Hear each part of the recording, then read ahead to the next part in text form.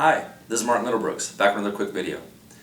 Today I'm going to talk about a few things that are easy to overlook and are easy to go by the wayside in real estate transactions that can slow down the financing side, and they're property-specific items. Now, some of the bigger things that are property-specific items I don't see very often being overlooked or being missed. Those things are things like moss on the roof, broken window pane, peeling paint, those type of things rarely get overlooked, but they still do get overlooked sometime because it's easy to kind of move right past that and get focused on getting your seller or your buyer the property that's right for them, or the price that's right for them on the property they're selling. Some of the kind of smaller, if you will, things are things like the strapping of water heaters or maybe carbon monoxide detectors. So those things I see getting overlooked more often.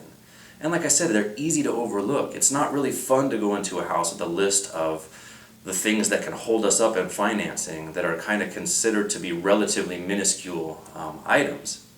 It's much more exciting, and it produces the better long-term goal to have the really fun and meaningful list of the things of making sure that that property fits the criteria and is going to reach the goal for that borrower.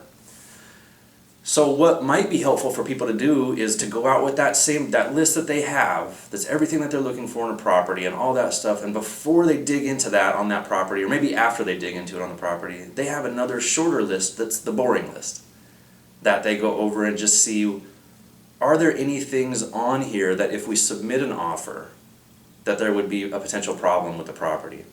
Or for somebody who's selling a home to look at it and say, okay, well, when we go to sell this home, are there going to be things that are going to hold us up? And being held up on the seller side is going to cost additional money. It's going to cost additional money for holding costs. That might be a relatively small amount, but it's also going to be a hassle just dealing with these different things that come up if it gets called on the appraisal. On the buyer side, once again, it holds things up, which doesn't really help anybody. But the other thing that it does on the buyer side as well is it costs them additional money. If an appraiser has to go back out and do a re-inspect, called a 442, and re-inspect that property, make sure that those work orders or whatever was called out on that appraisal was performed correctly. So maybe going out with a boring list could be helpful for people just to make sure that we don't miss these things that are so easy to miss.